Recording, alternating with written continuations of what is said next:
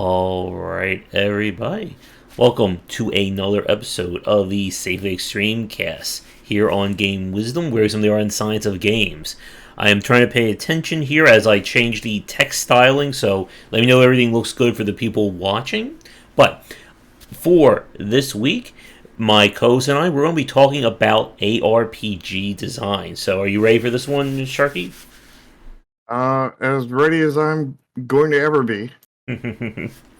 This is the second part of our three-part RPG look. That is a section in our larger What is a Game series. It's like the Which is Final like a Fantasy. 50-something part, It's like Final Fantasy. They call it Final Fantasy, but it never ends. Well, since we're talking about that, do you want to hit onto that and talk about why why they came up with that name? Because it was the supposed to be the final game of the franchise. Because they didn't think it was going to sell. Well, it wasn't that they didn't think it was going to sell. They had run out their budget making several games, and they were out of budget, so they had budget to make one last game. Mm-hmm. So it's going to be their final game, unless it succeeded, and then making a successful game was their fantasy. So hence their final game that was supposed to achieve their fantasy, Final Fantasy. Hey, Mike. And I believe you have some bots in the chat there from your side, Shark. Final bots. I don't know if that's a bot or what. Yeah, because I've been getting those messages a lot. Oh, have you? Yeah. And I thought it was just because I was getting famous and I was getting more bots. Turns out everyone must be getting them. But for this talk, we are focusing on ARPG design. My biggest regret for the thumbnail on my side is I couldn't find a really good image of Kazuma using a bicycle. Because I think Kazuma Kiryu fighting Diablo with a bicycle would have won the internet for today. Hey, Mike.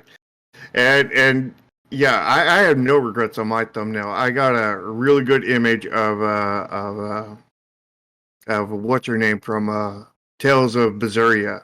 I forget her name, the main character girl, the half demon girl. But what is interesting is that with our two thumbnails, it definitely shows kind of where our individual preferences lie when it comes to ARPG design. Because we are going to be focusing on kind of three broad categories today. We're going to be talking about kind of the Diablo or Western style ARPG.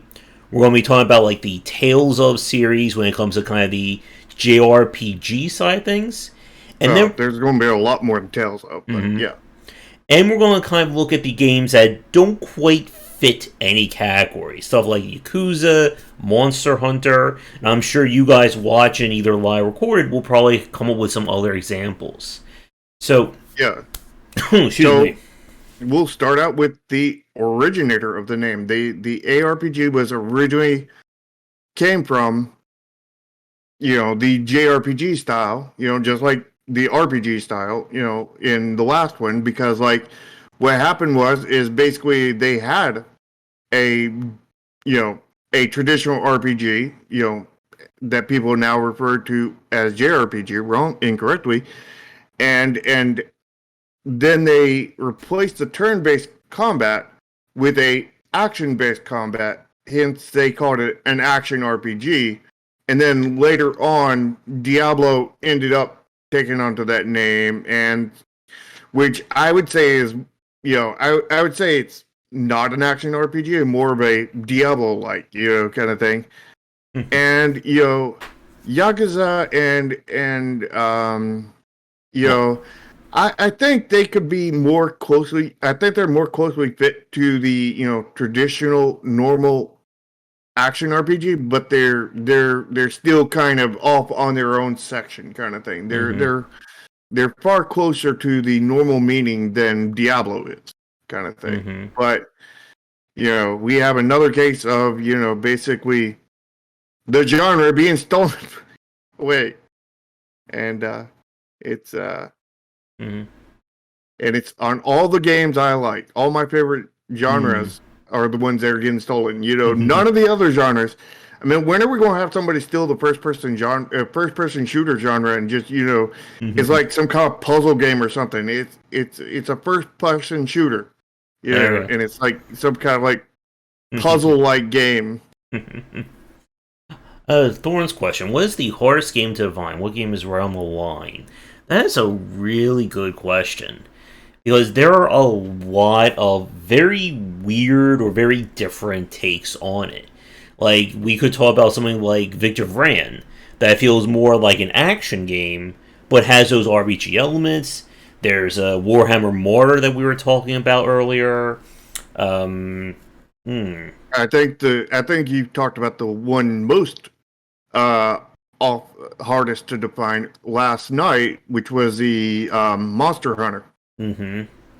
Yeah, like Monster Hunter, like, and like this kind of gets at our discussion is that action RPG, depending upon where you slice it, you could really just be defining an action game that has RPG gear to it, and there's a lot that we can go into these different points about. Like when But the we, original was you're defining an RPG, a Mhm. normal RPG, the traditional one, also referred to as a JRPG, with an action based combat system. or we should be specific, more of a real time combat system. So it's Well, but not. they had real time and turn based too. So, I Mm. mean, like, But it's usually going to be a little bit more Twitch skill focus rather than like the same kind of like planning that we see from a traditional JRPG or CRPG. yeah.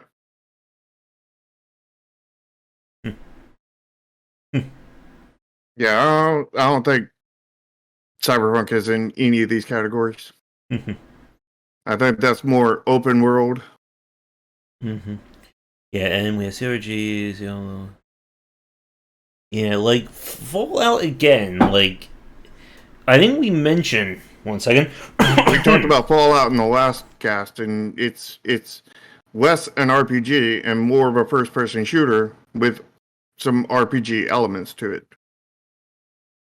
And again, like the nightmare of the RPG genre is that you can really just add those elements to it, and anything can become an RPG. If you add, upgrades to how quickly you can flip tiles, you can make a Tetris RPG. Yep.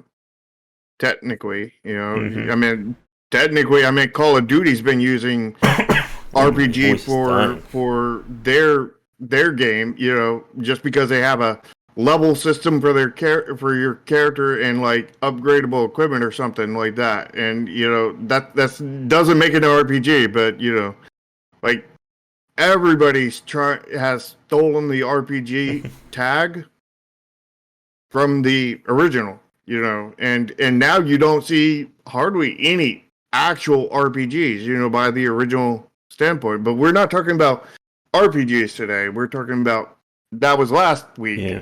We're talking about action RPGs. Yeah, and we That are going to be doing a topic on open world design as well, because open world is its own unique beast.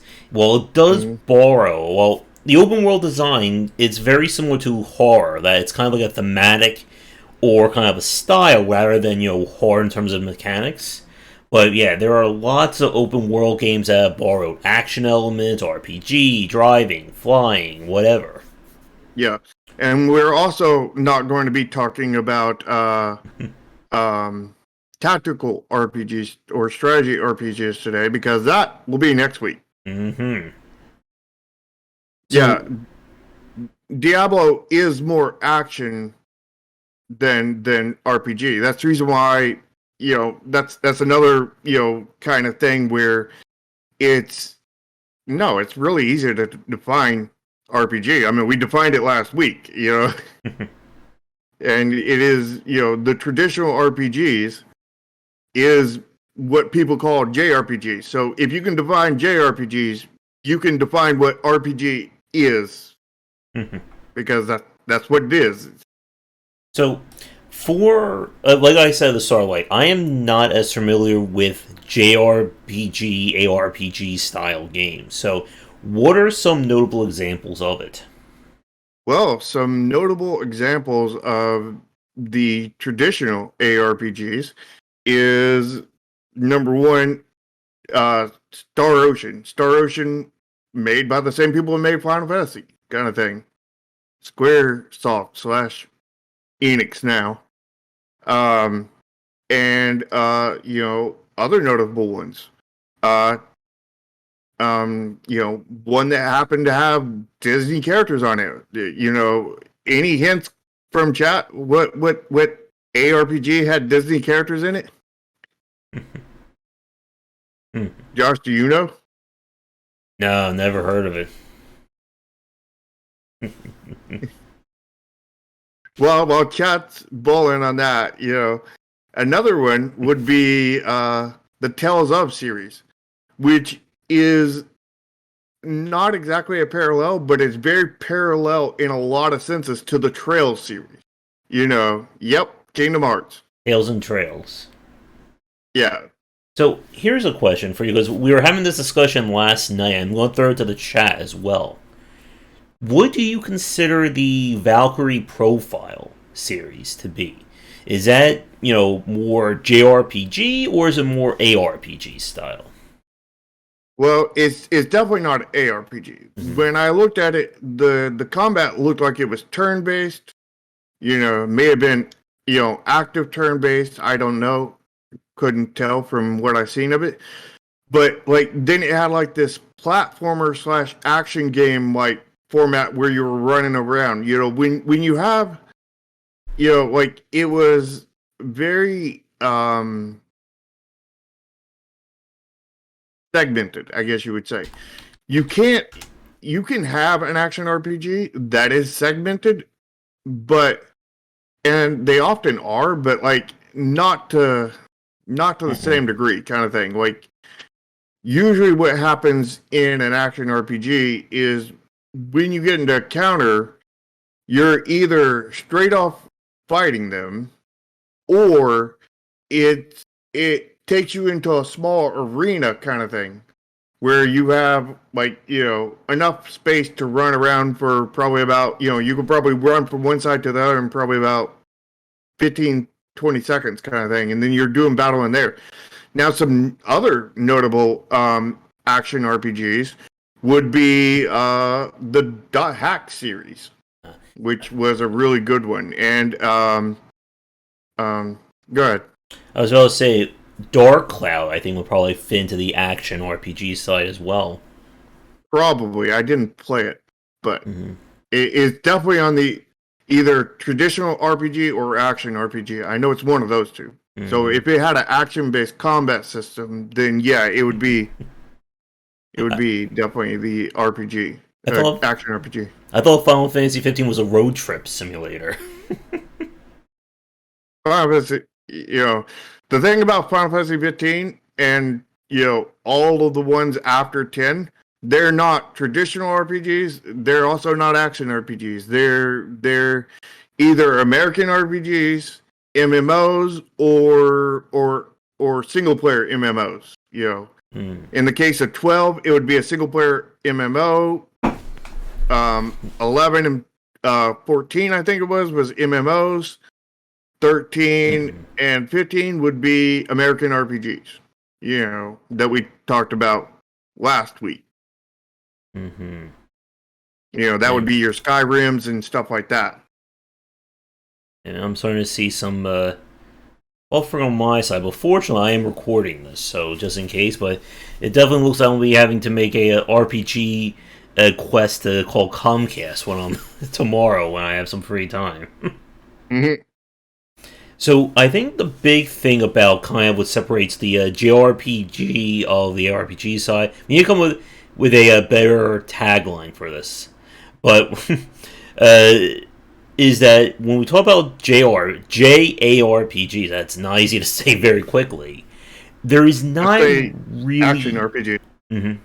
There's not the same kind of loot generation or loot focus as when we get to the kind of the American ARPGs next.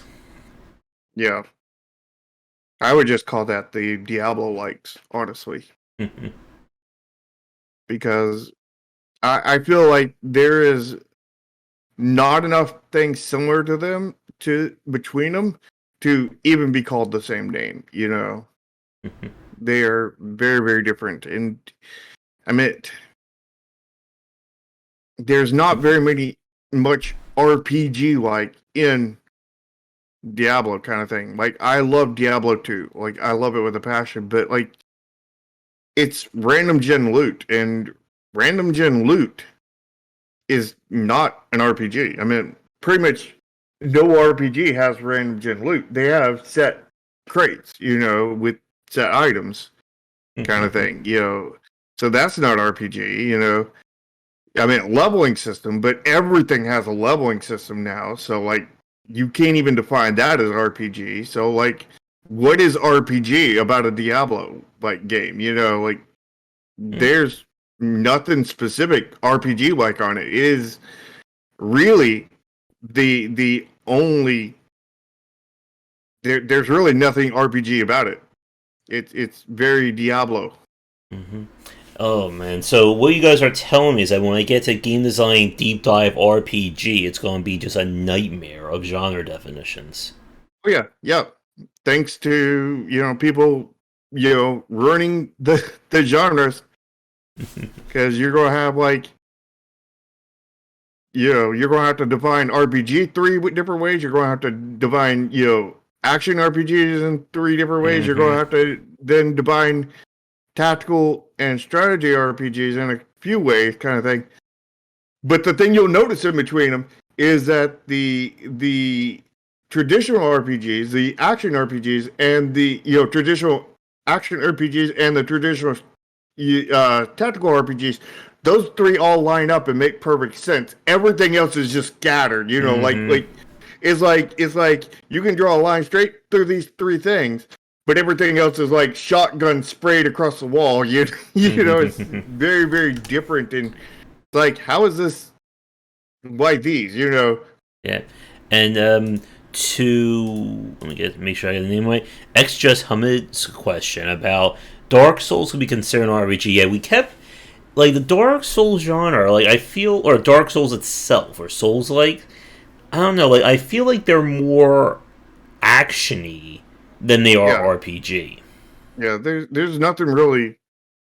I mean, the only thing that is RPG about them is like set loot in boxes, kind of thing, that you go open. That's the only thing RPG about them, and the which is more RPG than Diablo, you know, because Diablo is just random, you know, loot kind of thing, like, and you know, the thing is Skyrim is more RPG, and you know, than that, and Skyrim isn't very RPG, you know. Yeah, and when we look at kind of the JRPG side of things, again, it is very much in line with the JRPG style, that it is a linear story. We're dealing with linear environments with fixed things into them.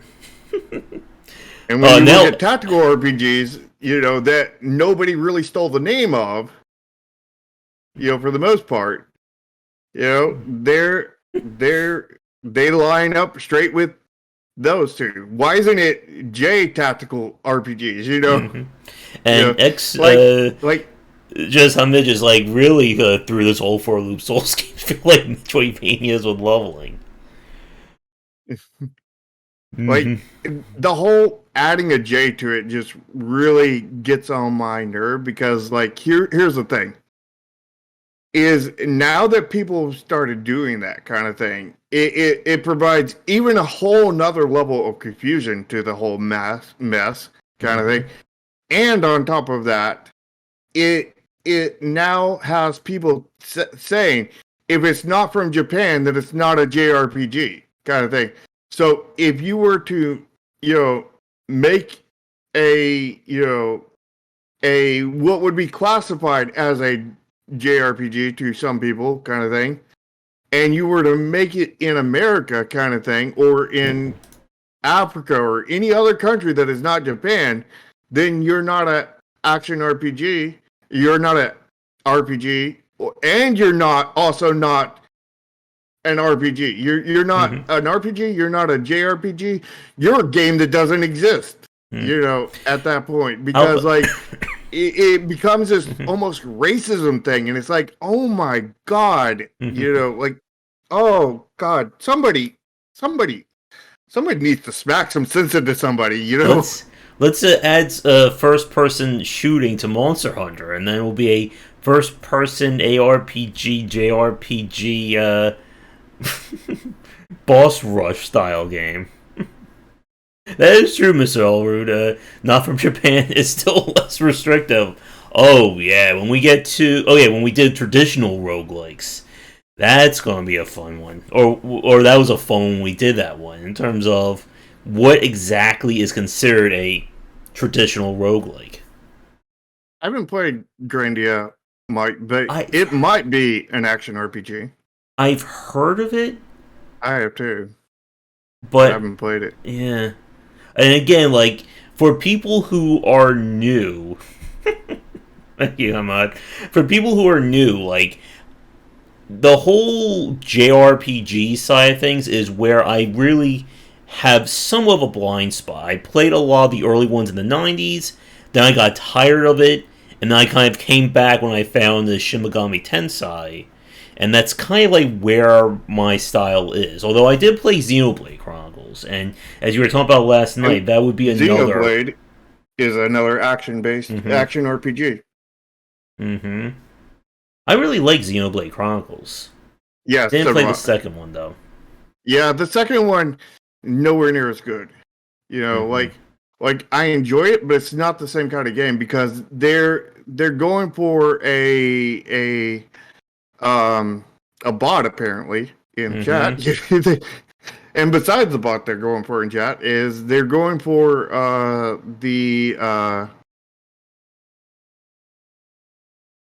they're going more MMO kind of thing with it. With it where it was open world kind of thing. There was another bot, Mm-hmm. and there was open world, and it was more loose on the story and everything. It still had way more story than your MMOs or your Skyrims or anything like that, but it was sort of a blend between like the traditional RPGs, MMOs, and just a little bit of American RPGs kind of thing. But like I just it wasn't bad, but like Mm-hmm. it just was nowhere near as good as the original Xenoblade Chronicles. Mm-hmm. And okay, so let's throw another monkey wrench into things. What would Final Fantasy 12 be considered? Is that a JARPG, an MMO light? Uh, Final Fantasy 12 is a single player MMO. That's what Final Fantasy 12 is. It's a single player MMO, Mm-hmm. which came right after their multiplayer, their normal MMO, which was Final Fantasy 11, and right before, not too long before the Final Fantasy 14, their other MMO. Mm-hmm.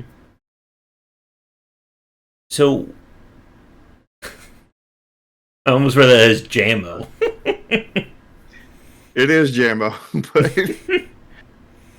let's make an agreement to stop using J in the genres because the whole defining a thing has to come from Japan is not a good idea. JAMO sounds like the off-brand Jello. I meant maybe if you could call it Japan inspired, which would be like JI RPG and JIMMO, that would be Jimmo, I guess. But just not J. Like that just gets into if you're not from Japan, you're out of luck.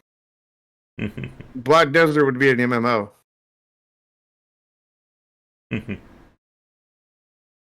I mean, MMO is a MMO. I mean, MMO has, you know, characteristics of action RPGs, as well as, you know, characteristics of JRPGs and, you know, Skyrim and American RPGs. You know, they have a lot of characteristics from a lot of things, but they're their own thing. That's an MMO. Yeah. And we'll be talking about MMOs as another part at some point in the future when we check our schedule. You'd still argue that Black Desert is a Korean Skyrim, but Skyrim isn't multiplayer. You know, isn't multiplayer only on a server. You know, played with many other players. That's the big difference. Well, I mean, would you? Does that mean you would call it a KRPG? Or would that just be another non-existent game? What about because the K-pop fact RPG? is it's not a RPG because it's not American RPG because it doesn't come from America, and it's not JRPG because it doesn't come from Japan. Therefore, it doesn't exist. You know, is that what you're going for, Thorn? I want more Shattered Galaxy there. Let me throw some dynamite here. And what would Fallout 76 be considered? A train wreck.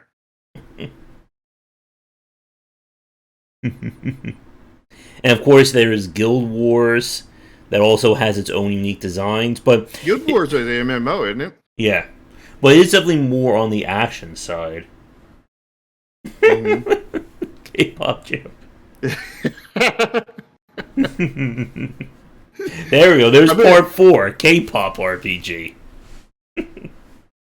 No, Chris. Fallout is not a multiplayer survival game.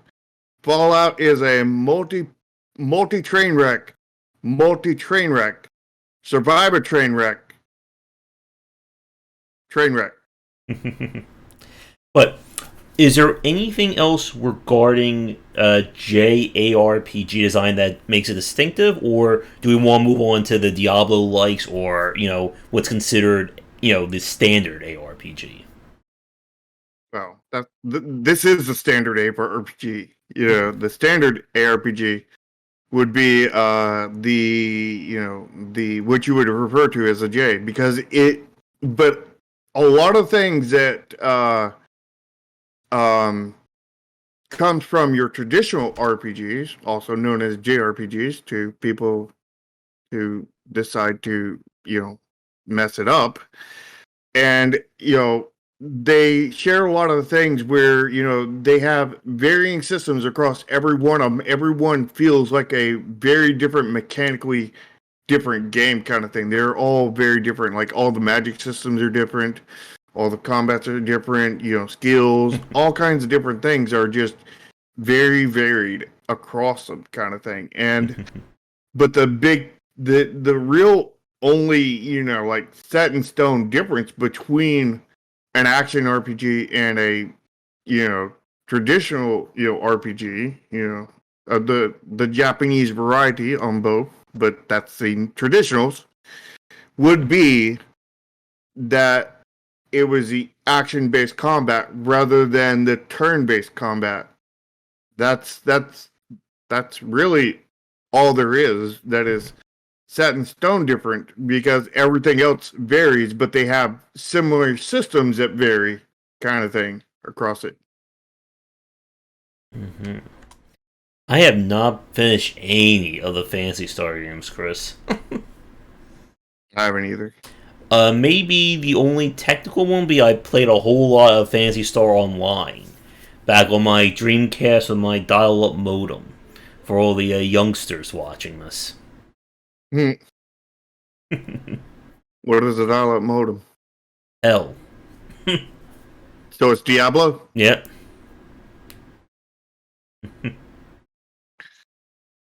So when we talk about Diablo-likes, we've actually misnamed them. They're dial-up modem-likes. Mm-hmm.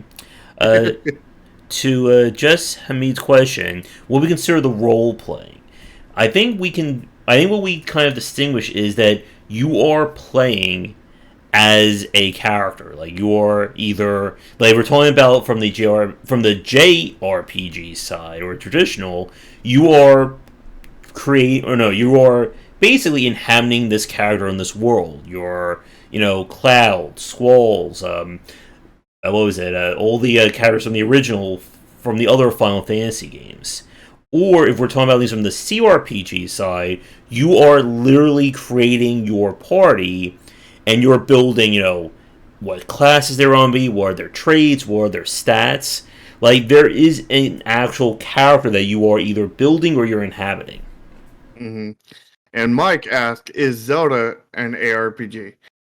And I would say it would depend on which Zelda you're referring to, because Zelda has done tons of different gameplay loops. Mm-hmm.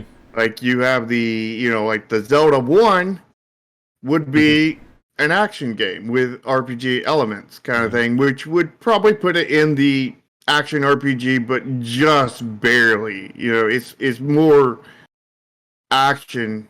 It's more action adventure than RPG kind of thing. Where you talk about the second one, the second Zelda was basically a platformer kind of thing.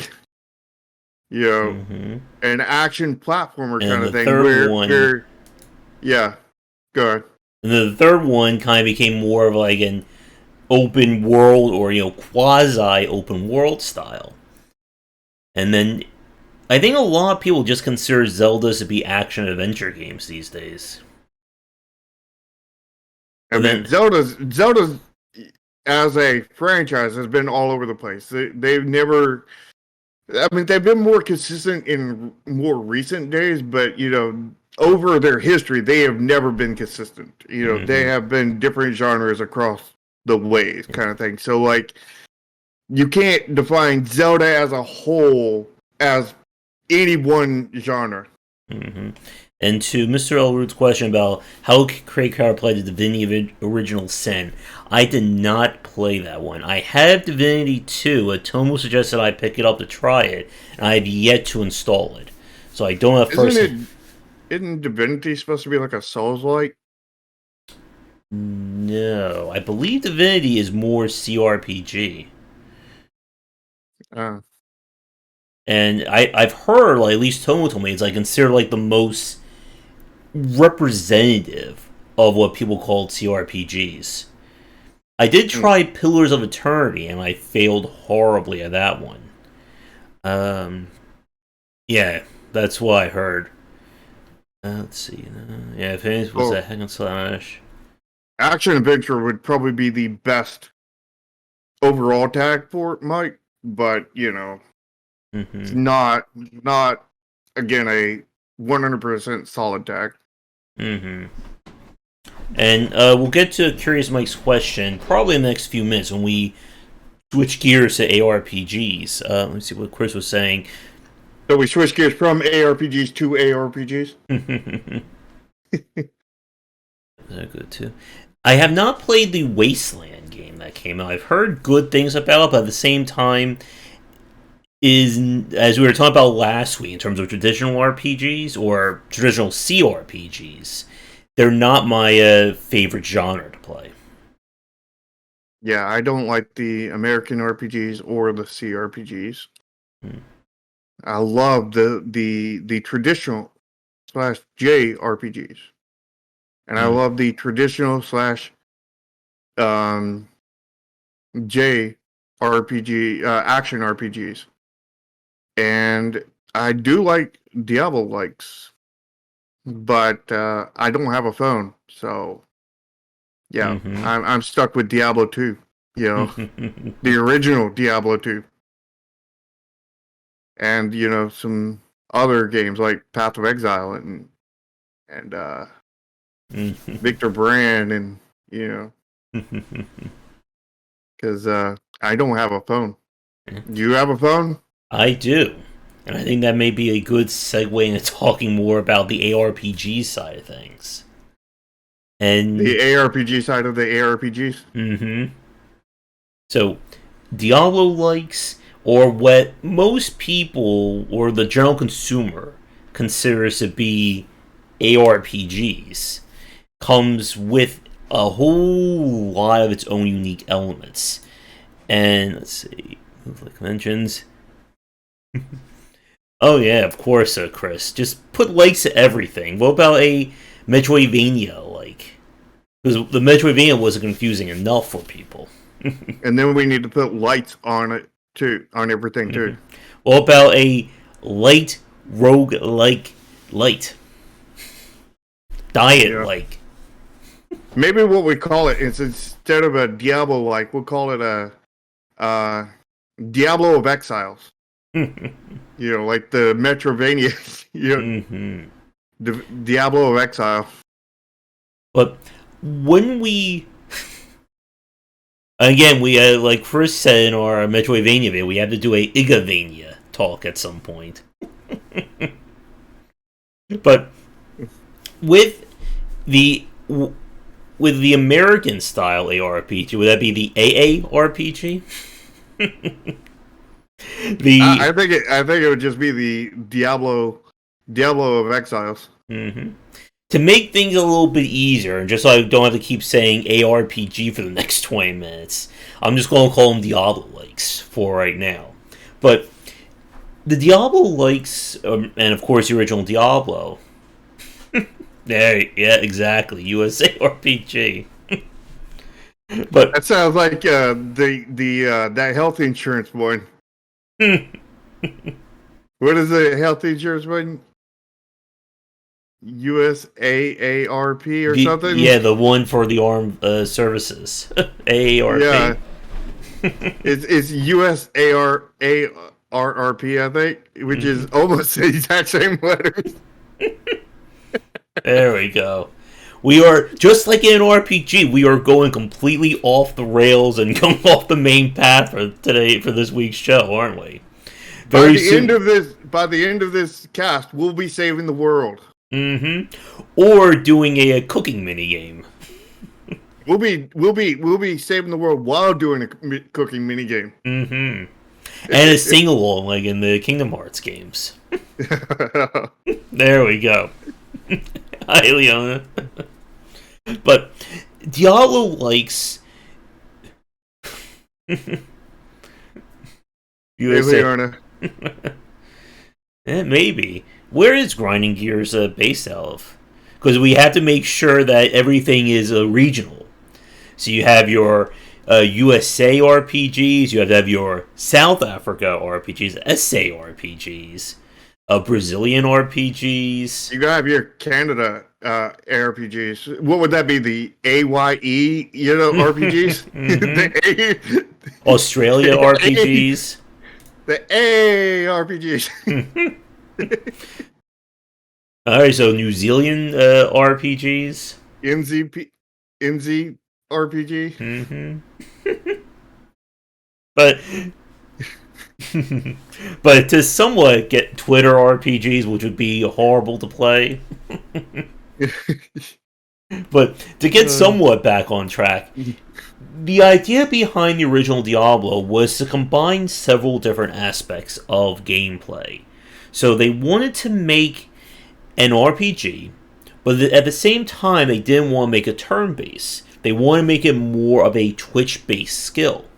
So they introduced this idea that you can move your character around real time.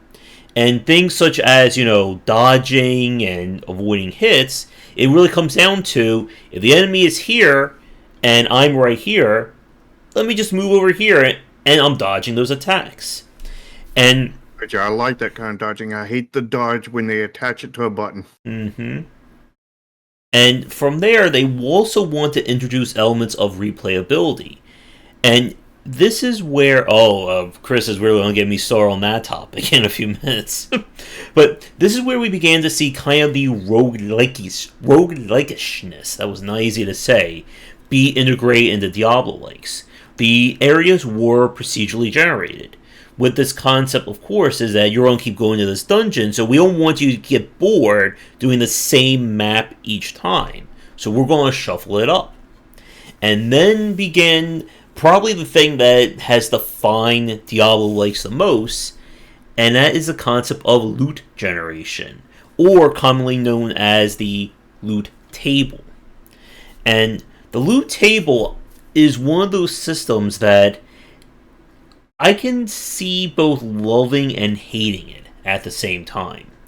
It is this idea that instead of gear being fixed, as we see in JRPGs or JRPGs, it is random. So you can have gear be generated based on, class type, weapon size, the kinds of elemental effects, unique properties.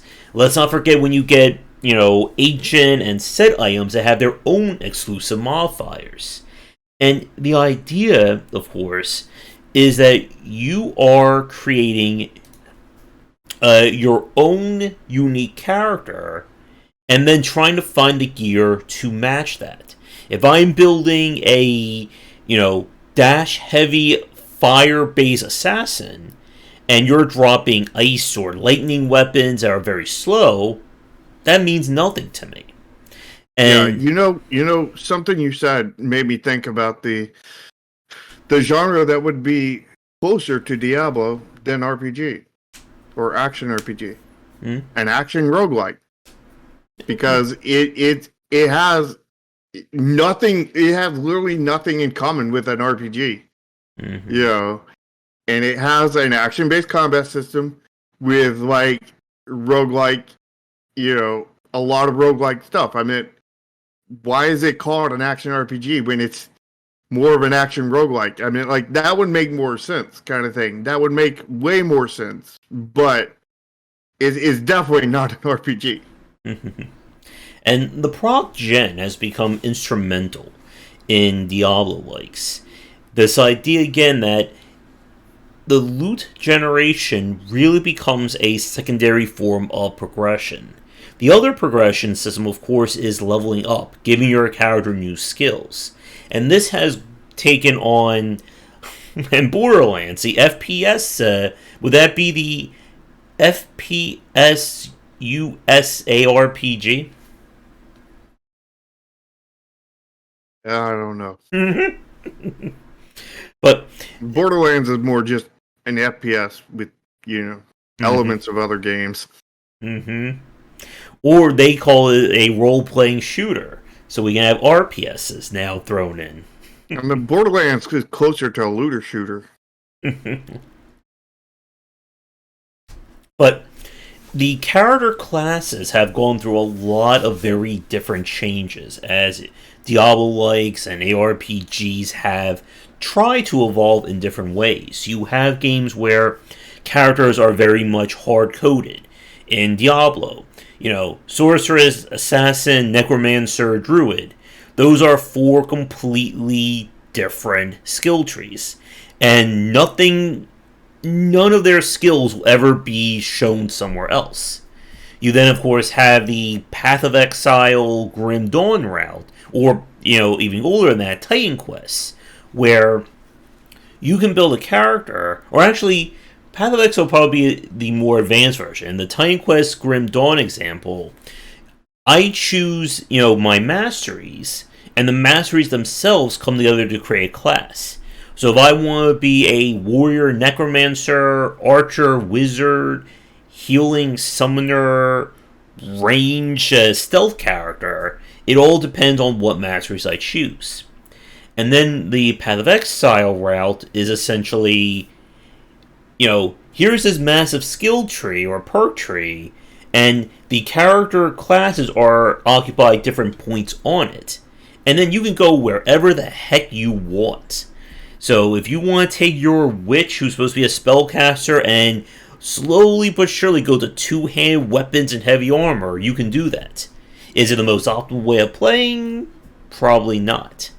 And we could even talk about another example of this when the weapons themselves become classes. And I think this would probably be where Monster Hunter may kind of, squeeze its way into the conversation. So this would be Diablo-likes like Victor Vran and Warhammer 40k Martyr. Or was it Warhammer 40k Inquisition Martyr? Again, they're just adding in words now. Where if I give my character a shotgun, I get access to the shotgun attacks. But if I give him a 2-handed sword, now I get the 2-handed skills. And essentially, kind of a skill rerolling is as simple as just changing out whatever my weapon is. And it's a very interesting way. I think those definitely fall more on the action side than RPG compared with some of the other examples. But what does everyone think about that? Where the weapons denote your class, essentially. Well, this is going into tomorrow's topic, but you know, Disgaea does something along those lines to where they have like their classes kind of thing, but the classes determine like how fast they can learn certain weapons kind of thing, and the weapons as a class, as well as the base stats and how they grow kind of thing. And then, like, you can put, like, a sword, you can, make a mage class character and give them a sword, and they will learn the sword class. They will have all the moves of the sword class. They will just advance a lot slower, and they will not have good attack. They'll have really good intelligence that you're not really using. They'll have, or you could put, like, a mage wand on a warrior, or, an archer, a bow on any of them, and you can cross any of the weapons kind of thing, because the weapons themselves are the classes, and the quote unquote classes are stat bases and growth bases kind of thing.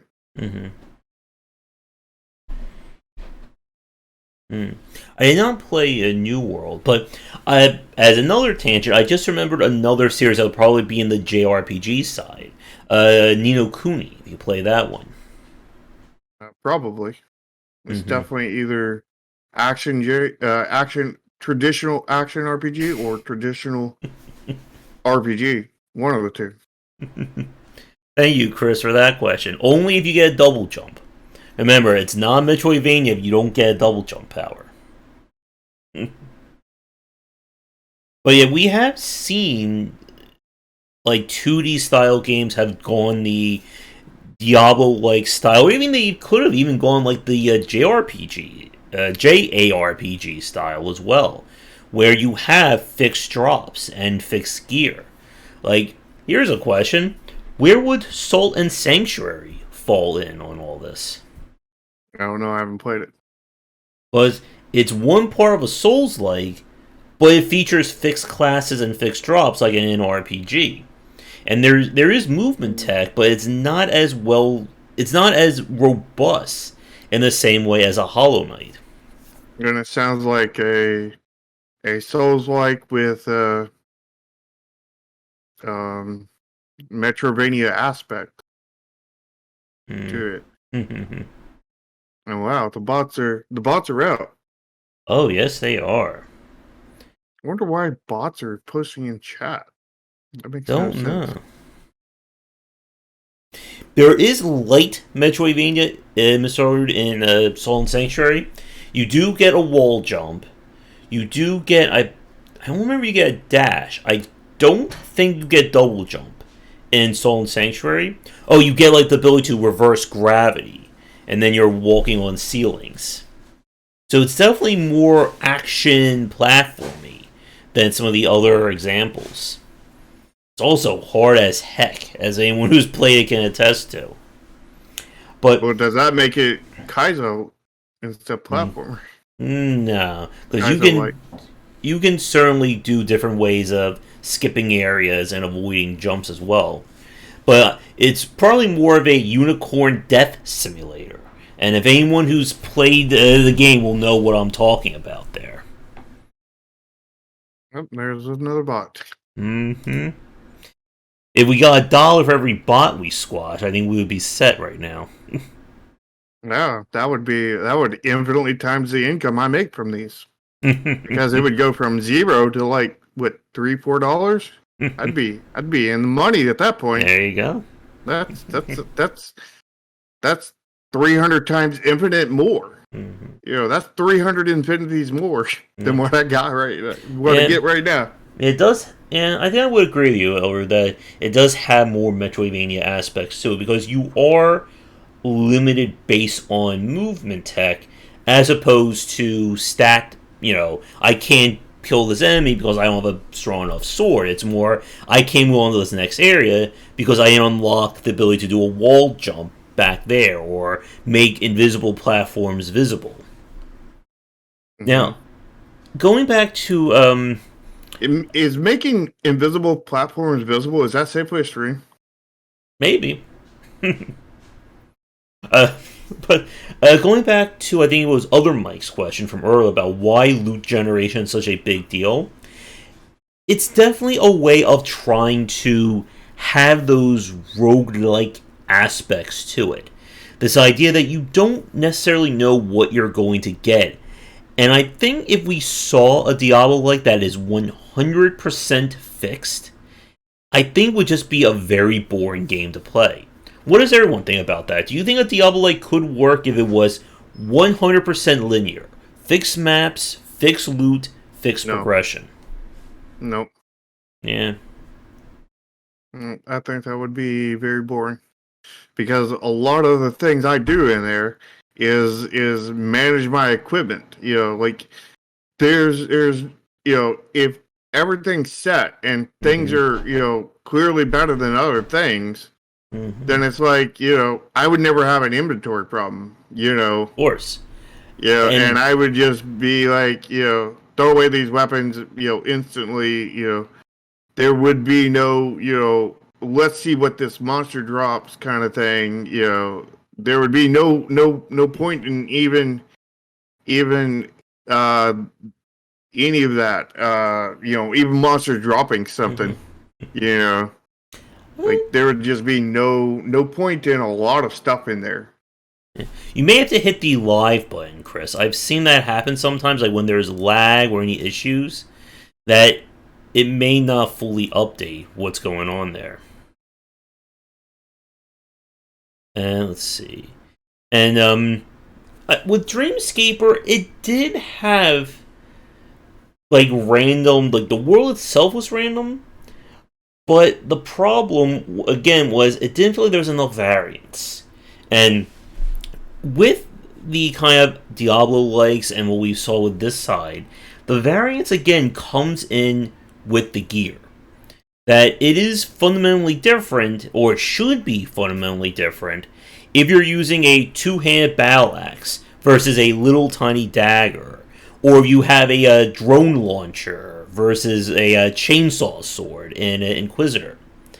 Yeah, I know, like in Diablo 2, like, like my favorite class after the expansion came out was before the expansion came out, it was a sorceress, but after, it was definitely the assassin, because I would go in there with the twin blades, and I would get these blades that had, like, like, you'd look at, like, the two-hand weapons and everything, and they'd be like, yeah, this two-hand weapon does, like, 500 to 600 damage kind of thing, and it's very slow. And I look at my claw weapons, and I would have claw weapons that would do, like, yeah, this does, like, 450 to 550 damage per hit, plus it has, like, 500 poison damage, 500 lightning damage, 500 this, and it's very fast attack speed, and I have two of them, and I just go in there and tear stuff up, and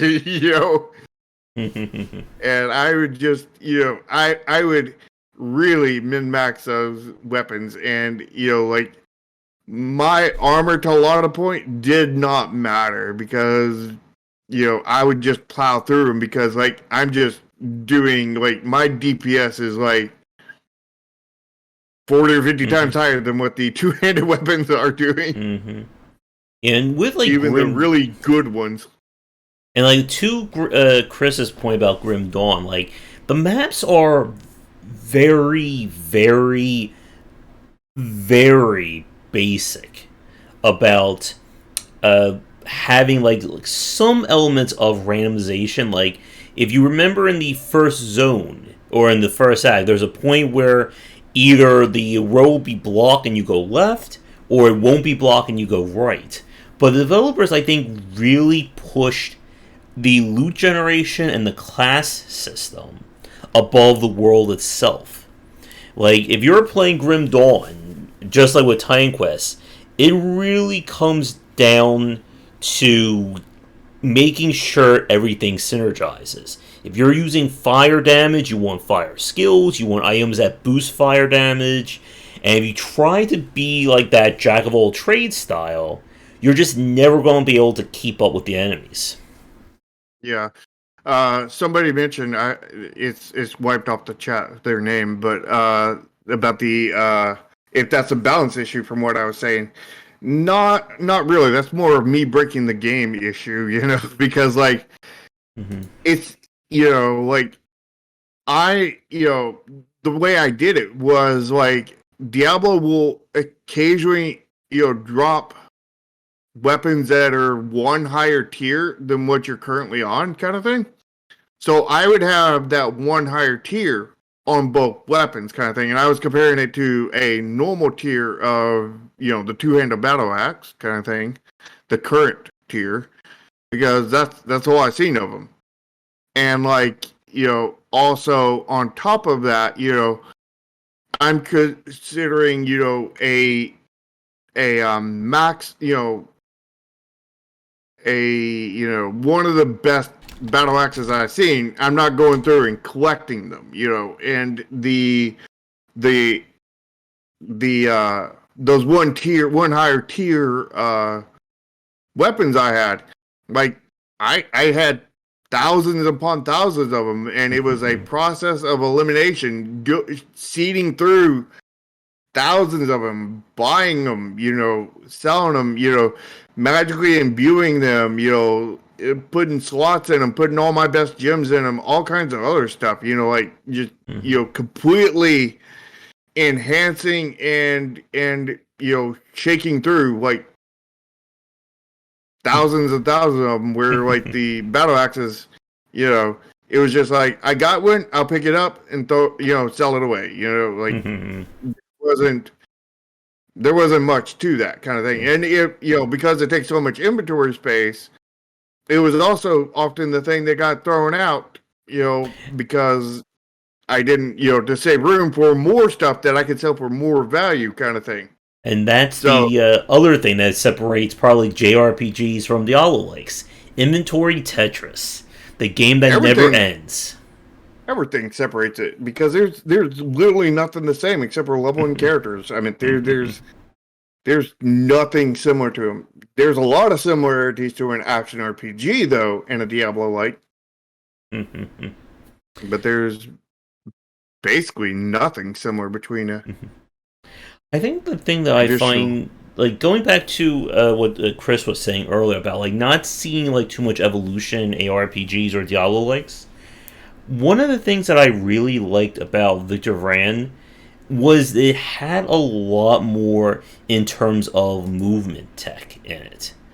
That, yeah, and just as I was saying that, Chris posted his comment, that you can dodge... There's action RPGs like that,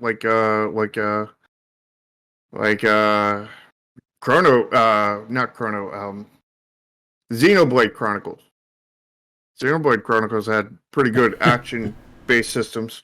Don't you think so? Yeah, I liked it. It's been a while. I'm not fully remembering the whole systems. Trails, not the Trails. The Tales of series also has really good combat systems. So, like, yeah, I mean, if you want that, those are both in the traditional action RPGs segment, and there's tons of Tales of games. Yeah. I love Tales of my favorite that I've played so far is the Tales of Berseria, which is where I got my image for my thumbnail today. If you're watching my stream. What was I going to say? Like, Victor Vran is one of my favorites because of the fact that it had a lot more in terms of movement and just, like, the general ability of getting around in that game. And if you haven't played it, I definitely recommend it. And I could never get into Victor Vran because you sped run us through it. You couldn't learn anything and no, it was appreciate anything. That was Grim Dawn that we played. Wasn't it both? No, I played Victorian solo. Uh, And I think, like, getting back to, again, like, that level of complexity in these kinds of games, that one of the issues that we've seen in terms of streamlining is kind of removing some of that allure of the loot generation. Both Diablo 3 and Inquisitor Morta have this issue where what drops is entirely locked to your level. And Inquisitor takes it a step further that you literally will not find weapon types until you hit certain levels. And but again, in a game like Inquisitor, your weapons are your classes. So it's kind of like you're really being shackled at the start of playing that game. And I've had friends, my friend Brian Rubin, like he just loves Inquisitor Morta, and I just got so bored of it by like level 20, 25. And it's when we get to those very, I guess, curated, I think is the word that would fit here, kind of experiences, where you kind of lose that mystique of, like, in Diablo 2, one of my favorite things was in one play, I was just casually fighting imps in the very first area, and it dropped a set item just completely out of nowhere. And that was just a really great surprise. Something like that would never happen in Diablo 3 because they have so hard coded how, or they've just rigidly defined how loot and progression works in that game that you'll never see that experience happen. If you want a set item to drop, you gotta fight a boss or elite class or do the rifts. And the same thing with the loot generation, that it got to that point where I had nothing else to really find. I had my ancient set for, I think it was a necromancer, and I'm done. And the thing about Diablo-likes is when the loot hunt is done, in a lot of cases the game is done because there's nothing else really to chase after. yeah. Like I dearly love Diablo 2. Diablo 2 is one of my top games of all time. But I do not like Diablo 3, and I do not like any of the Diablos after that. You know, like they peaked at 2 and then they went to shit after that, in my opinion. They you know, I'd rather play Path of Exile or anything else besides Diablo after Diablo 2. Like there's Diablo 2 got pretty much everything right, and every Diablo well after that has gotten most things wrong, especially the monetization. Mm-hmm. And to Chris's point about a Diablo with a great story, that's kind of what I think they were trying to go with Woken. And like Woken has like fully voiced cutscenes and a lot of exposition, but so like a lot of people say it's just so much wasted potential in that game. Hmm. And they're, I think, still trying to like play catch up in terms of trying to fix it. Now, I do like being able to swap skills in and out. I know, like, that's one of those things, like, again, like JRPG versus CRPG that a lot of people will argue about. But I do like being able to, I've completely forgot the term, if anyone can remind me, for what the actual terminology for being able to swap your skills out or reset your skills. Skill swapping? No, there's like, I think an actual like term that it's used. Skill reroll, Swapper? something like that. You And missed what I said. skill, no, it's gonna kill me until it's gonna just like pop into my head at one point. And Josh missed that. Did you? I heard skill swappa. Skill swapper. See, yeah, and like the progression, like to Foreign's comment, is the major point because it is more action focused. And typically, again, like the stories are definitely the weakest aspects. And when developers try to push that, it often comes off as being very hokey or cringe. And I say cringe at the same time others ever woken. Like a Diablo 3 story is just a whole bunch of eh. My favorite point was when they're talking about the girl who turns into Diablo, which I know I'm spoiling Diablo 3 for you. And like everyone's like, "Oh, you must be really broken up about her." I was like, "Wait, who did what now?" I was busy farming gear. Yeah. the the problem is you have to be careful how you implement stories into game. Every game has different stories, and I know this better than most people, seeing how one of the biggest things you never want to put a story into is a multiplayer only game, and that's currently what I'm doing because the fact is if you went into matchmaking, you got your match, and then you had to watch a 2 minute long cutscene before you could start your match that is going to only last maybe 5, 10, 15 minutes kind of thing. That would just drag down the game. That would ruin it because you're ruining the pacing and how everything feels kind of thing. And you can do that in any kind of genre kind of thing.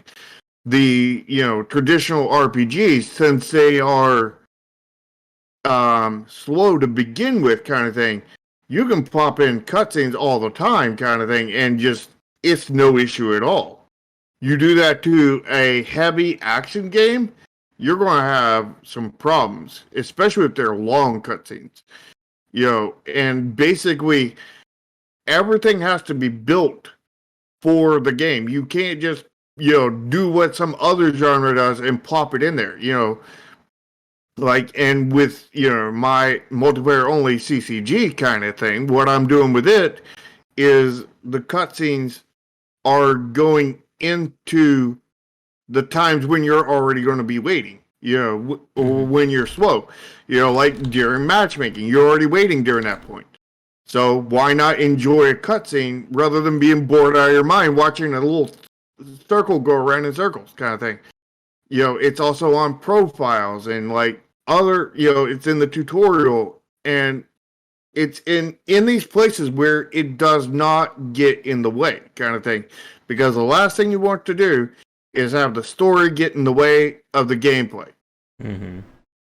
And I don't like skippable stories.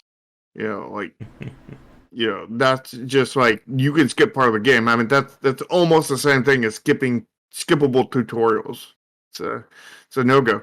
You need to make cutscenes need to be skippable on the second time you go through something if you're replaying the same stage over and over again. But it doesn't need to be skippable the first time. If there's a need for that, then there's a need for you to rethink how you're putting the story into the game because you're not putting it in right. Mm-hmm.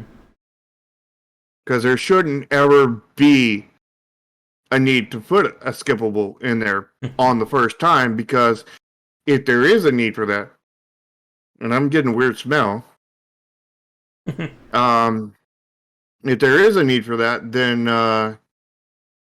you've got an issue. And I'll be right back. I gotta make sure the house isn't burning down or something. Uh-oh. Be right back. Alright. Alright, well, Shark is checking out. I did look up the word. It was respec. That's what I was thinking of. And... uh-oh. There's a plot twist for Mike. And I think I do agree that I would like to see more elements. I'm getting weird. Now I'm getting weird messages. It looks like the bots are out in full force here. But when we see kind of more modern Diablo-likes and such like that, I would want to see more of them trying to occupy more of the action side of things. Again, like when we look at something like a Monster Hunter, or even something like a Remnant and Borderlands, we're trying to add more of the shooter aspect to things. Now, Torchlight is another one of those series that, again, it falls in that very weird place in terms of action RPG or Diablo-like style that I found to be just a little too, I think, reductive in its systems, especially after playing Grim Dawn and the later Diablos and Inquisitors and so on, to really hold my attention. It is a very solid game. But the problem with a lot of the Diablo-likes when it comes to loot generation is that it makes you kind of, you're held to that system.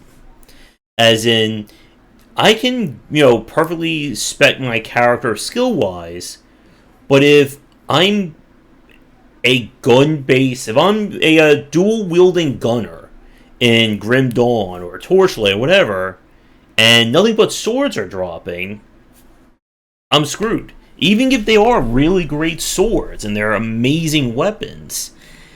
And some games will tilt the loot table. This was something that Diablo 3 did with their 1.04, that you eventually got the ability to, or what they did was, if you were playing as the barbarian or the wizard, that the game will kind of push the chance that those items would drop.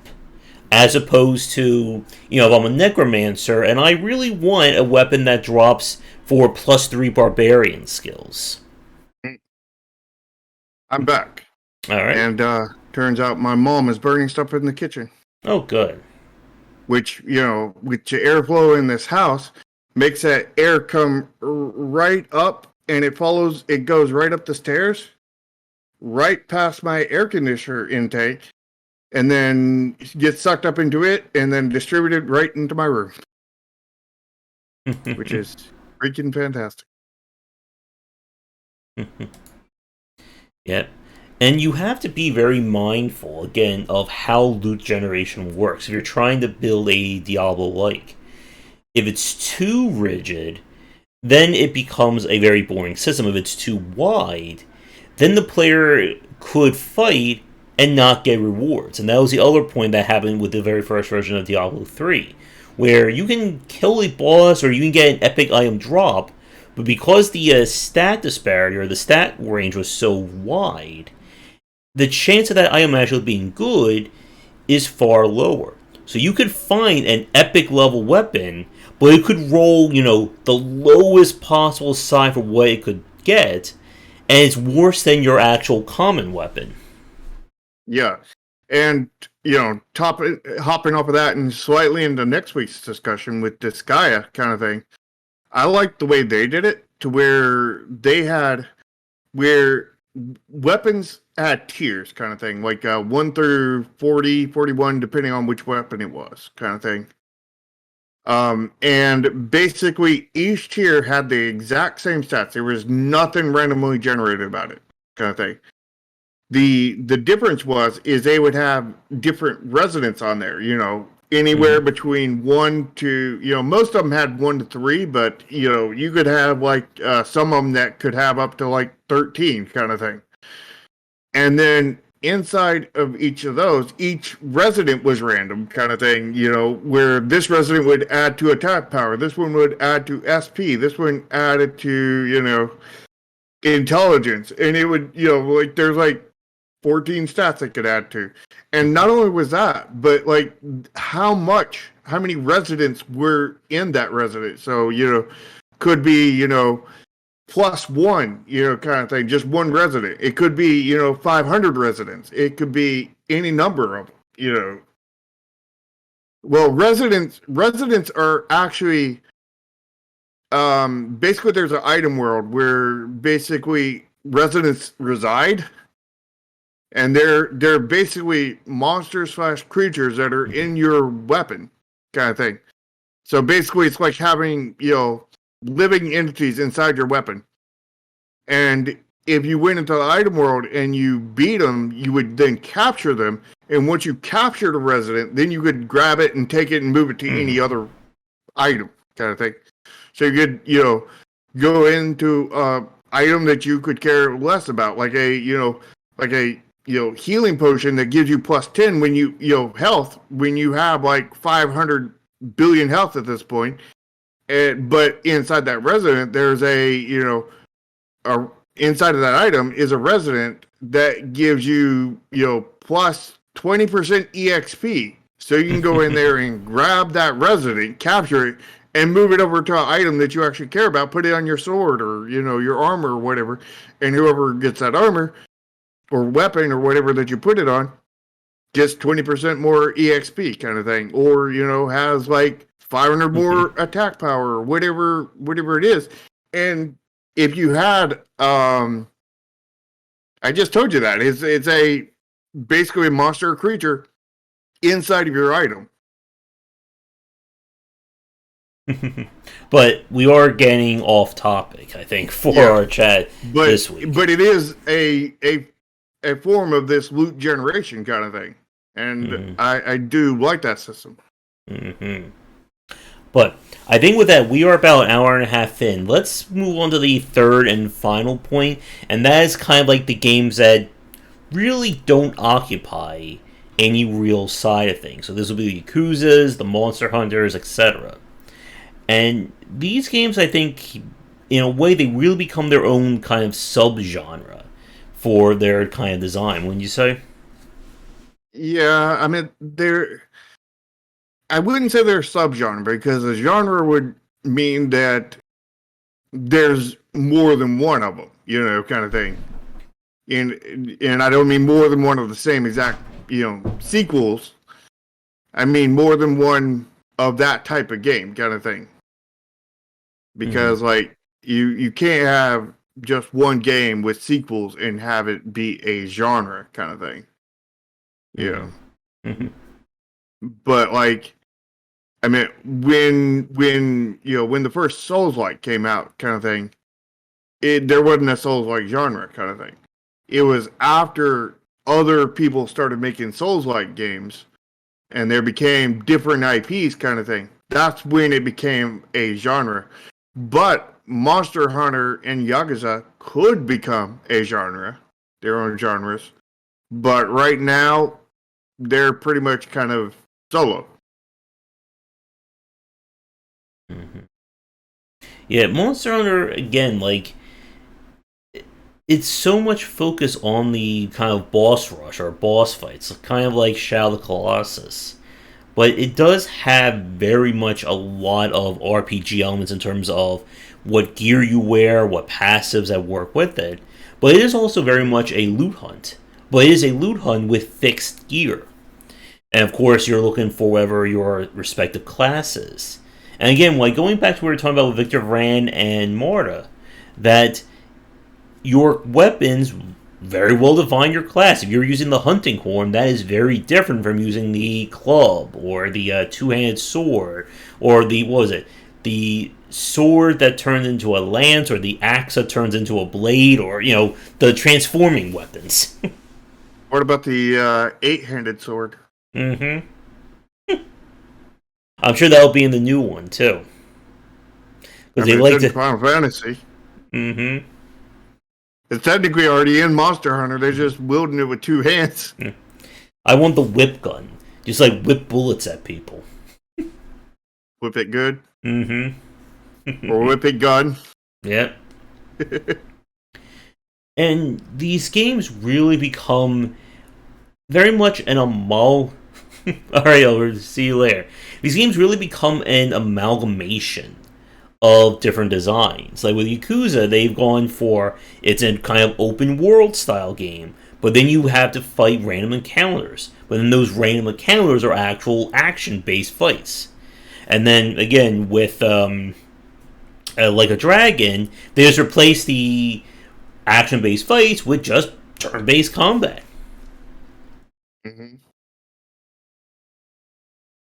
Very different, but yep, very similar. Is that safely extreme? No, that's extremely similar, but different. And these games, I think, again, as we talk about, when you start mixing genres, you gotta be really careful where those dividing points are. And this is, I think, one of the issues that Yakuza has had, or at least the main branch. That if you're trying to play it in terms of RPG progression, you still need to know about proper timings and dodge windows and switching up your combos. But if you also want to play a game more on the action side, you still need to level up Kiryu's stats and make sure you unlock all the different moves and heat options. Yeah, and that's a problem with mixing genres because that's going to hurt your viability. Mm-hmm. You've got to be very careful when you're mixing genres. That's the reason why when you have like a traditional action RPG, like Star Ocean or whatever, it's very heavy on the RPG side, and the action side is very uncomplicated kind of thing. They keep it very similar. Like in Star Ocean, it's like you have stamina to do 3 attack kind of thing, and then you run up and do or stay back and do 3 attack kind of thing, and it's kind of combo kind of thing. Like you have your like it's sort of like not all of them are like this, but a lot of them are like it's like the light fast hit, then the medium hit, and then the heavy hit kind of thing.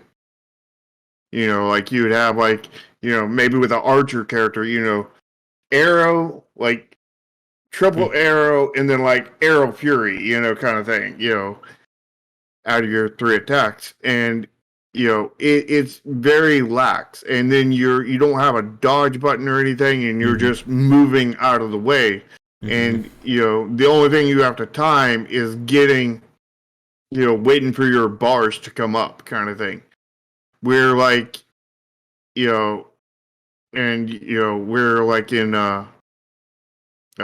Xenoblade, what they did was you have basically you can attack as much as you want kind of thing, with basic attacks, and then you had like certain skills that you could press a button to activate, and they were on a recharge timer. Mm-hmm. But they were more simple. They were very much more simple on the action side because they knew that their fan base, the people who were going to play their games, were coming from the RPG, the traditional RPG side, and the tactical RPG side.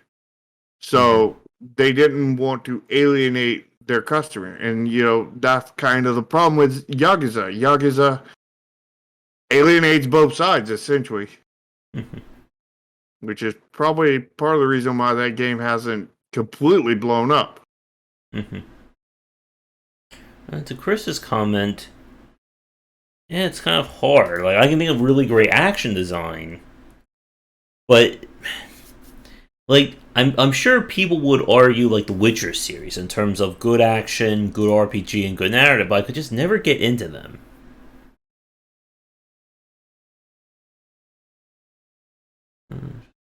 Yeah, they're focusing on the RPG side of things because the RPG side of things would be to stagger, using strategies and effects to stagger, harden, and such, and not just brute your way or reflex your way through combat. That would be more, that would be heavier on the action side, and they're going heavier on the thinking side because, like we've talked about it before, all the genres I think could be kind of core to everything could be summarized in 2 different kind of categories. You have your thinking games where your objective is to think things through and carry out actions kind of thing, and then you have your twitch reflex based stuff where you're trying to react to stuff, you're trying to time stuff.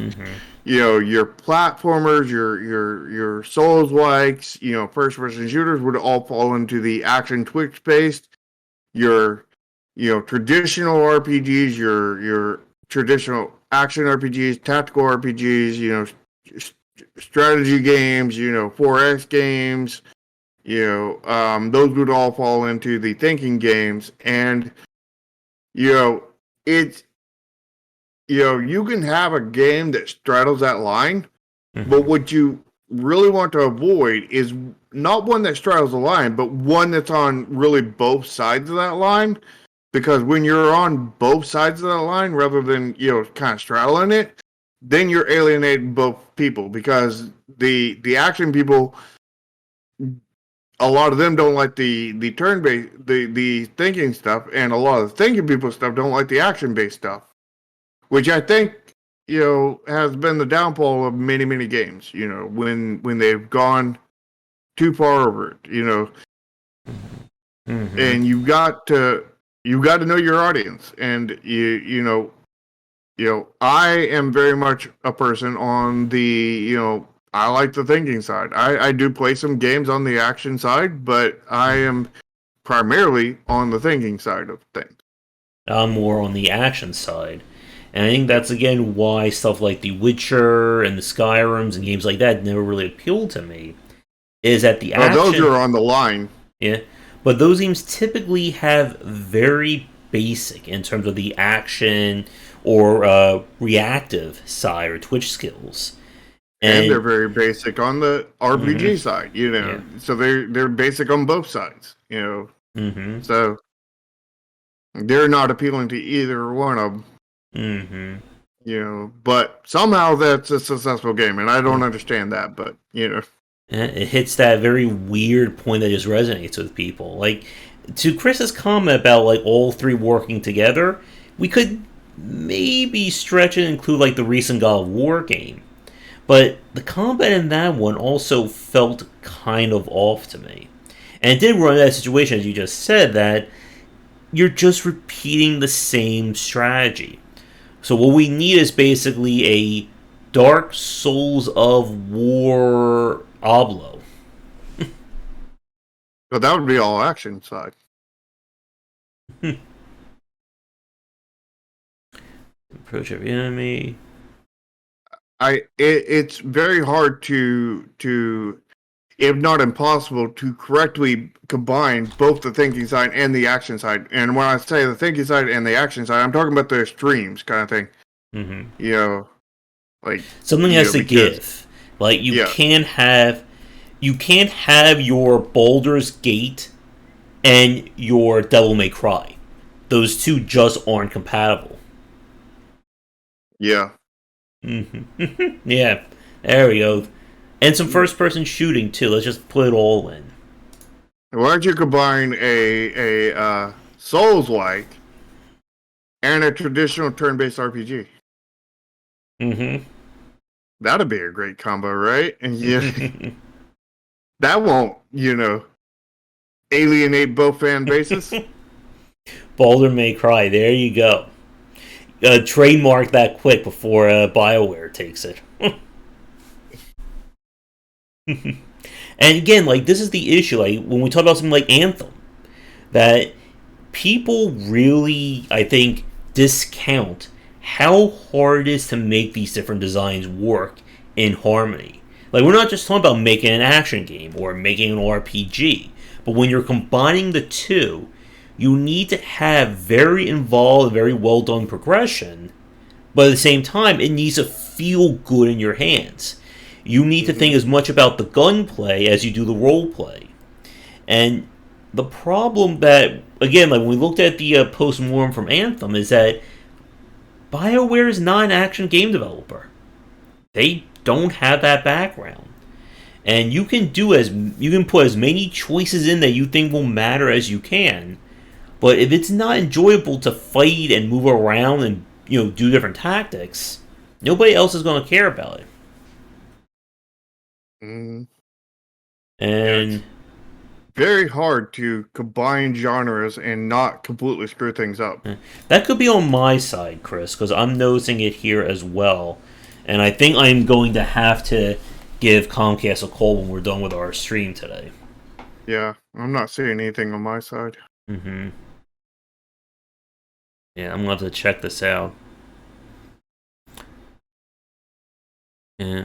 I guess anything else that we want to get into, because we're about to hit an hour and a half into our talk. I think we already hit it. Yeah.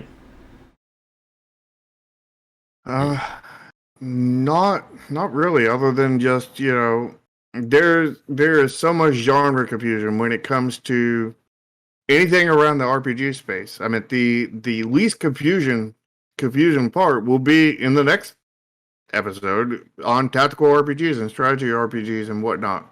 Mm-hmm. Because that's the one least amount of people have screwed with, and the ones that have screwed with it are fairly similar.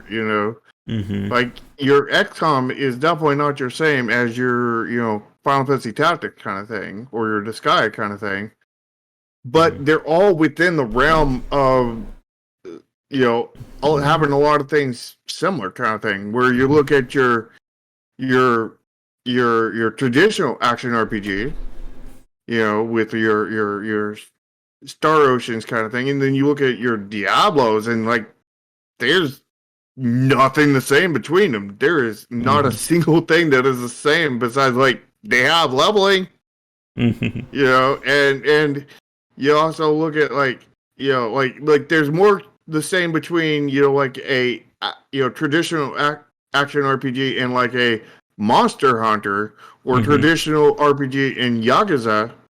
But where's Diablo? Like Diablo in games like that are just way out in left field. Like Mm-hmm. why where would that be? Like Mm-hmm. there's just so much confusion. Yeah. Now if you were to put Diablo in the action roguelike, there's a lot of similarities there, Mm-hmm.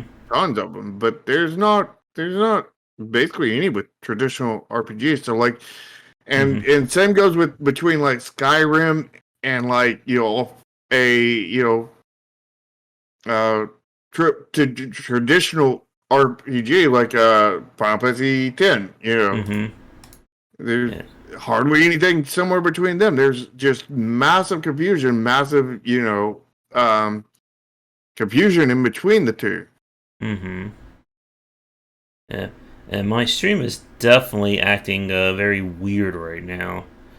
Yeah, I tried to do some on-air tech support. I tried to unplug my router, see if that was causing the issue, and it was still happening. So it can't be the router that's screwing this up. Yeah. By the way, Chris, you're banned from YouTube. You use the word dislike. YouTube banned that word. Mm-hmm. Yep, and I think to Chris's comment about the game is good if it's a genre that you don't like, and like a lot of that I think really comes down to really amazing UI UX. Like if you can make something that can be enjoyed by somebody who's never touched a racing game, who's never touched an action game, and they can still get into it, then you've done your job right.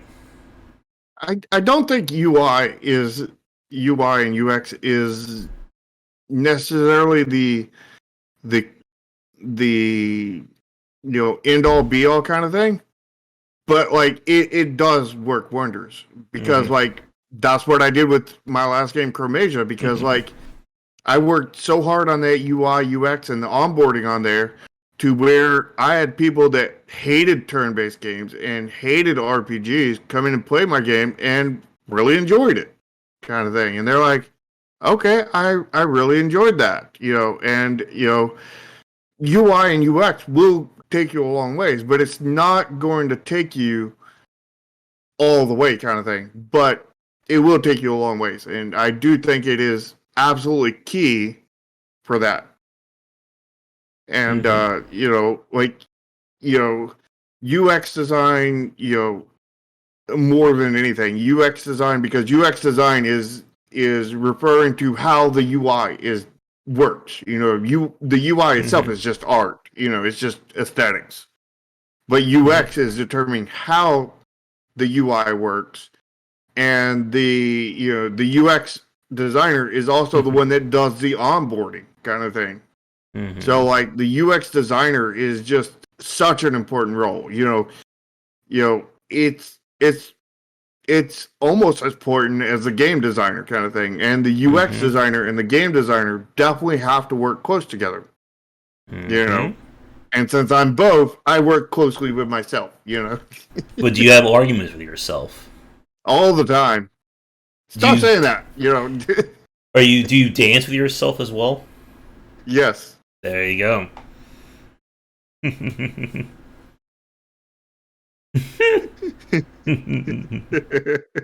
I have not played an Animal Crossing game in a long time.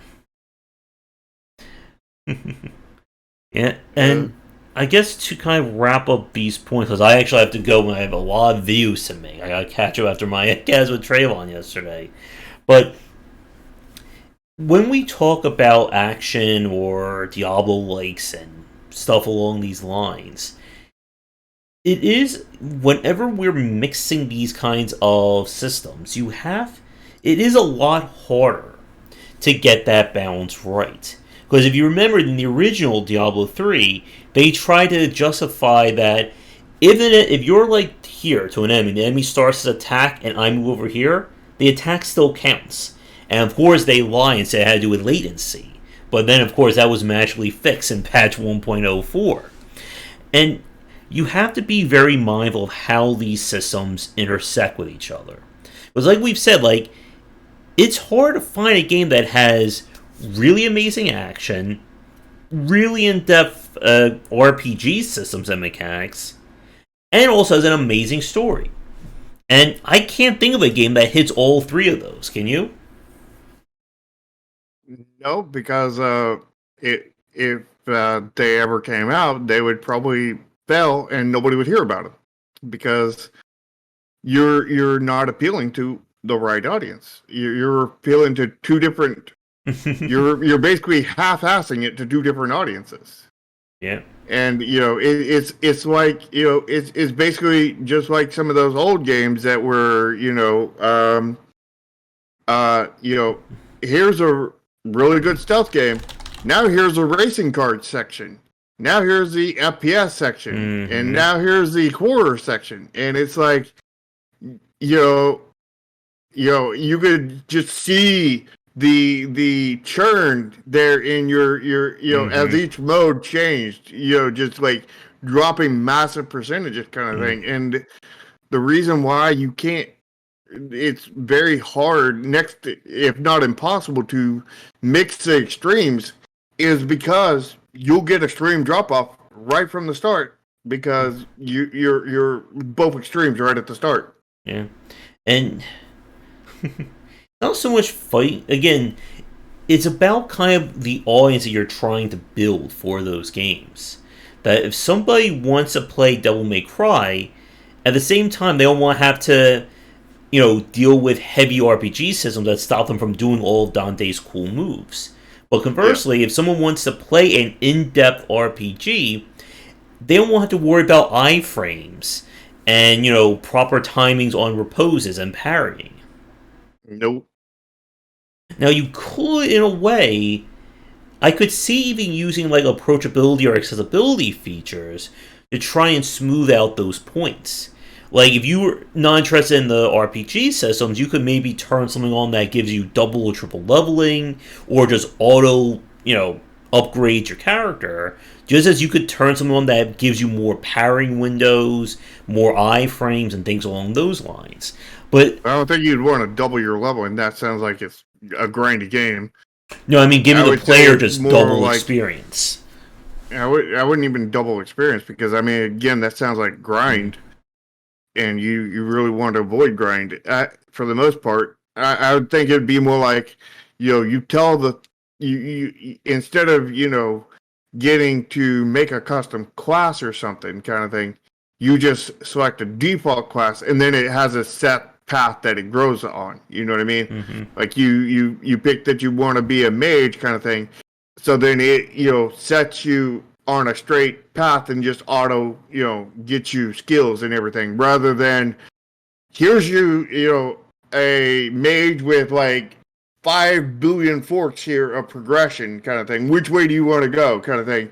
Which would be more on the RPG side than than that, but you could do something like that, and you could just be like, instead of buying weapons, they're just automatically given them once they reach a certain place kind of thing so that they, Yeah. you could doctor stuff in like that, but like I don't think it's going to feel good. Mm-hmm. Yeah, But like, you could doctor it in, and maybe you can make something work.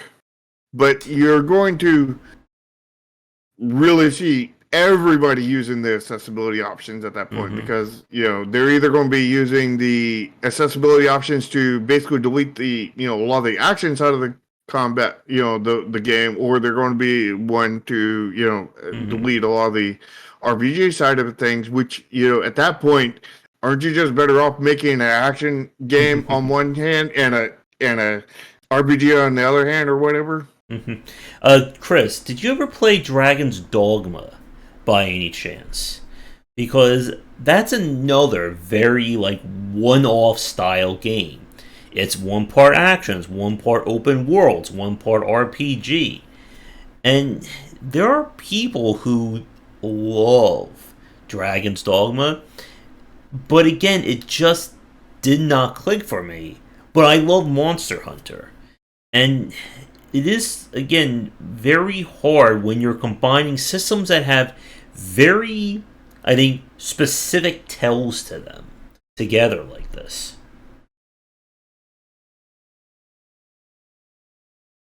He hasn't played it, Okay. but Mm. yeah, it's very hard to and this is the reason why we say all the time that if you're making a game and it's your first game, your second game, your third game, if it's any game before you've made a commercial success, I would even say almost two commercial successes. Do not combine genres until you get enough experience to do that. Like, I Hmm. have a lot of game designs for that does cross that line, but I don't. Those all stay on the back burner until until Hmm. I get to the level that I need to be to put one out. Hmm.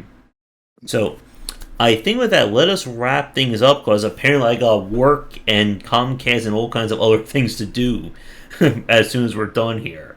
So, So make sure you lick the smash button and smash the like button on both Josh's channel and my channel, as well as join both of our discords. Links to both of our channels and both of our discords are down in the description, as mhm. well as Twitters and all kinds of other stuff.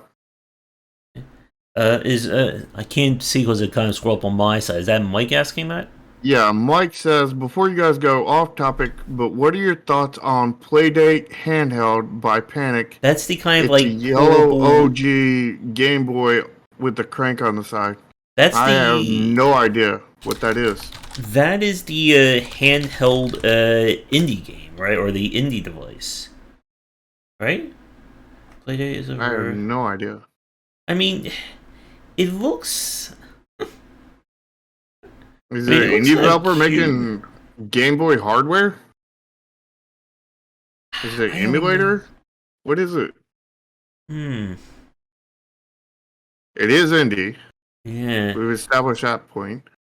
I mean, it's always tough. Like, I've seen like there's definitely a topic for like indie developers really going against the greater market. Like there are a few developers who are releasing a Game Boy original Game Boy exclusive indie games today or original Sega Genesis games today.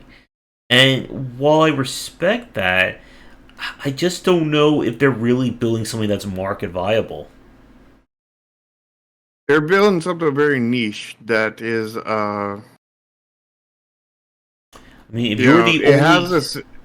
It's like the adventure game genre. There's no money on it, but like if you build your stuff low enough scope, you Mhm. can possibly break even, possibly make a few couple dollars, kind of thing, Mhm. and but that's only if you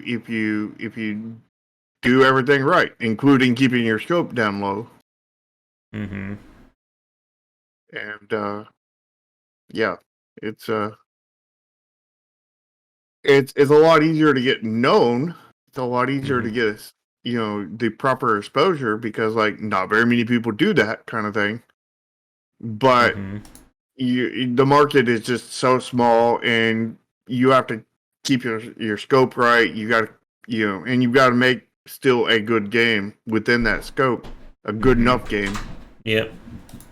Or else people aren't going to buy your future games because you've only got a set amount of customers, and once you exhaust 5% of them, there's not enough there to break even anymore.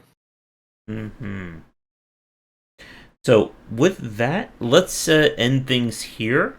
And for next week, as we've said, we are going to be talking about tactical RPGs, strategy RPGs, the XCOM-likes, and things along those lines.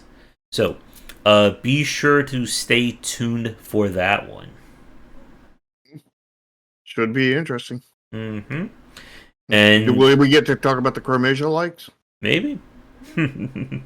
But we will be back next week around 4 p.m. ET. So again, do the liking and subscribing, check out the previous videos, and come back for daily discussions on game design here and on game wisdom, where some of the art and science of games.